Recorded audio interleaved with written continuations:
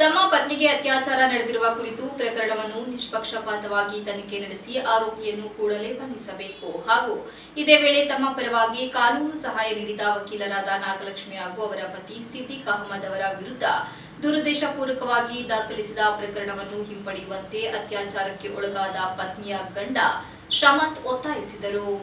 ಹೊಳೆನರಸೀಪುರ ಪಟ್ಟಣದ ಕುಂಬಾರ ಬೀದಿ ನಿವಾಸಿ ಶ್ರಮಂತ್ರವರು ಪೇಂಟಿಂಗ್ ಕೆಲಸ ಮಾಡಿಕೊಂಡು ಜೀವನ ಸಾಗಿಸುತ್ತಿದ್ದು, ಕಳೆದ 2 ವರ್ಷಗಳ ಹಿಂದೆ ಮದುವೆಯಾಗಿದ್ದು ದಂಪತಿಗೆ ಒಂದು ಮಗುವಿದೆ. ಫೆಬ್ರವರಿ 13ರಂದು ಮಧ್ಯಾಹ್ನ ಅವರು ಕೆಲಸಕ್ಕೆ ತೆರಳಿದ್ದ ವೇಳೆ ರಂಗೇನಹಳ್ಳಿ ಗ್ರಾಮದ ನಿವಾಸಿ ಹಾಗೂ ಕಾಂಗ್ರೆಸ್ ಮುಖಂಡ ಮಹದೇವ ಎಂಬ ವ್ಯಕ್ತಿ ಮನೆಗೆ ನುಗ್ಗಿ ಮನೆಯಲ್ಲಿ ಒಬ್ಬಳೇ ಇದ್ದ ಪತ್ನಿಗೆ ಚಾಕು ತೋರಿಸಿ ಅತ್ಯಾಚಾರ ನಡೆಸಿದ್ದಾನೆ ಎಂದು ಆರೋಪಿಸಿದರು. ಘಟನೆಯ ಶಬ್ದ ಕೇಳಿದ ಪಕ್ಕದ ಮನೆಯವರು ಶ್ರಮಂತ್ ಅವರಿಗೆ ಮಾಹಿತಿ ನೀಡಿದ್ದು, ಅವರು ತಕ್ಷಣ ಕೆಲಸ ಬಿಟ್ಟು ಮನೆಗೆ ಧಾವಿಸಿದ್ದಾರೆ. ಮನೆಗೆ ಬಂದಾಗ ಪತ್ನಿ ಅತ್ಯಾಚಾರ ನಡೆದಿರುವುದಾಗಿ ತಿಳಿದಿದ್ದು, ಬಳಿಕ ಫೆಬ್ರವರಿ 14ರಂದು ವಕೀಲರಾದ ನಾಗಲಕ್ಷ್ಮಿ ಮತ್ತು ಸಿದ್ದಿಕ್ ಅಹಮದ್ ಅವರ ಸಹಾಯದಿಂದ ಪೊಲೀಸ್ ಠಾಣೆಯಲ್ಲಿ ದೂರು ನೀಡಲಾಗಿದೆ.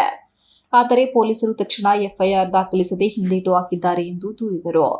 ಜೊತೆಗೆ ಪತ್ನಿಯನ್ನು ವಿಚಾರಣೆ ನೆಪದಲ್ಲಿ ಠಾಣೆಗೆ ಕರೆದುಕೊಂಡು ಹೋಗಿ ನಂತರ ಸಾಂತ್ವನ ಕೇಂದ್ರಕ್ಕೆ ಕಳುಹಿಸಿದರು. ಪತ್ನಿಯೊಂದಿಗೆ ಕುಟುಂಬದವರ ಸಂಪರ್ಕಕ್ಕೂ ಅವಕಾಶ ನೀಡಲಾಗಿಲ್ಲ ಎಂದು ಶ್ರಮಂತ್ ಆರೋಪಿಸಿದರು.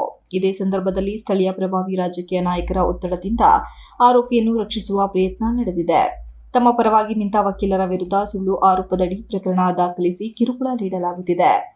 ಈ ಪ್ರಕರಣವನ್ನು ಉನ್ನತಾಧಿಕಾರಿಗಳು, ವಿಶೇಷವಾಗಿ ಜಿಲ್ಲಾ ಪೊಲೀಸ್ ಅಧೀಕ್ಷಕರು, ಎಸ್ಪಿ ಸ್ವಯಂ ಪ್ರೇರಿತವಾಗಿ ಪರಿಶೀಲನೆ ನಡೆಸಿ ಆರೋಪಿಯನ್ನು ಬಂಧಿಸಿ ಕಾನೂನು ಕ್ರಮ ಕೈಗೊಳ್ಳಬೇಕು.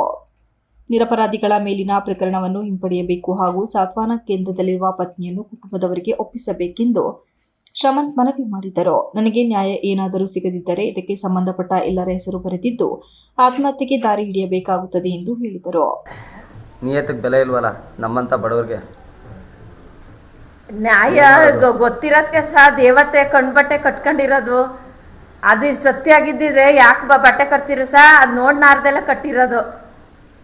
ಇವತ್ತೊಂದು ದಿವಸ ನಮಗೆ ಬಡವ್ರಿಗೆ ಈ ಥರ ಆದರೆ ಹೆಣ್ಮಕ್ಳಿಗೆ ಇನ್ನೊಂದು ದಿವಸ ಇನ್ನೂ ಒಂದು ಹೆಣ್ಮಕ್ಳಿಗೆ ಅದೇ ರೀತಿ ಮಾಡಿ ಇದೇ ರೀತಿ ಮಾಡ್ತಾನೆ ಅವನನ್ನ ಕಸ್ಟಡಿಗೆ ನೀವು ತಗೊಳ್ಳೇಬೇಕು. ನೀವು ಅವನ್ನ ಮೇಡಮ್ನ ಆಚೆಗೆ ತನ್ನಿ, ಅವನ್ನ ಕಸ್ಟಡಿಗೆ ತಗೊಳ್ಳಿ.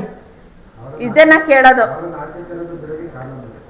ಅವ್ರಿಗೆ ಹೇಳ್ತಾ ಇರೋದು. ಸರ್ ಆಯ್ತು ಸರ್, ಪ್ರತಿಯೊಂದು ಡಾಕ್ಯುಮೆಂಟ್ಸ್ ಏನೈತೆ ಅವ್ರು ಹೊರಗಡೆ ಬರೋಕ್ಕೆ ನನ್ನ ಹತ್ರ ಎಲ್ಲ ಐತೆ, ನಾನು ಸಾಕ್ಷಿ ಸಮೇತ ಕೊಡ್ತೀನಿ. ಅವ್ರಿಗಾಗಿ ಬೇಕಾದ್ರೆ ನಾವು ಸಾಯೋದಾಗ್ಲಿ ನನ್ನ ಮಗನೇ ಜೀವ ಕೊಡ್ಬೇಕಾರೆ ಅವ್ರಿಗಾಗಿ ಮನೆ ಮಕ್ಳಿಗೆ ನೋಡ್ಕೊಂಡವ್ರೆ. ನನ್ನ ಬೀದಿಲಿ ಬಿದ್ದವನ್ನ ಕರ್ಕ ಬಂದು ಅವತ್ತು ನಮ್ಮ ಅಪ್ಪ ಅಮ್ಮ ಬೇಡ ಹೇಳೋ ಅಂತ ಅಂದ್ರೆ ನನಗೆ ಅವಳೇ ಬೇಕು ಅಂತ ನಿಷ್ಠೂರ ಮಾಡ್ಕೊಂಡು ಹೋದಾಗ ನನಗೆ ಹೆಲ್ಪ್ ಮಾಡವ್ರೆ, ಮನೆ ಮಕ್ಳಿಗೆ ನೋಡ್ಕೊಂಡವ್ರೆ. ನನ್ನ ಮಗಿಗೆ ಹಾಲು ನೀರು ಎಲ್ಲನೂ ತಂದು ಹಾಕಿ ಸಾಕವ್ರೆ ಅವತ್ತೊಂದು ತಿಂಗಳು. ಅವ್ರ ಋಣವ ನಾನು ಸಾಯೋವರೆಗೂ ತೀರ್ಸೋದಕ್ಕೂ ಆಗೋದಿಲ್ಲ, ಮರೆಯೋಕ್ಕೂ ಆಗೋದಿಲ್ಲ. ಅವ್ರಿಗೆ ಅನ್ಯಾಯ ಆಗೈತೆ, ನನಗೂ ಅನ್ಯಾಯ ಆಗೈತೆ. ಈ ಥರ ನಿಯತ್ತಾಗಿರೋರಿಗೆ ಯಾವತ್ತೂ ಯಾರಿಗೂ ಅನ್ಯಾಯ ಆಗಬಾರ್ದು ಅಂತ ನಾನು ಇಲ್ಲಿ ಬಂದು ನಿಮ್ಮ ಮುಂದೆ ಕೂತ್ಕೊಂಡು ಇರೋ ವಿಚಾರ ಹೇಳ್ತಾಯಿದ್ದೀನಿ. ದಯವಿಟ್ಟು ನನಗೆ ನ್ಯಾಯ ಕೊಡಿಸಿ. ಇಷ್ಟೇ ಸರ್ ನಾನು ನಿಮ್ಗೆ ಹೇಳೋಕ್ಕಾಗೋದು. ನಮಸ್ಕಾರ ಸರ್. ಪತ್ರಿಕಾಗೋಷ್ಠಿಯಲ್ಲಿ ಶ್ರಮಂತ್ ಅವರ ತಾಯಿ ಮೀನಾಕ್ಷಿ ಕೂಡ ಉಪಸ್ಥಿತರಿದ್ದರು. Srinivas, TV 46 news Kannada, Hassan. You are watching TV 46 News Kannada.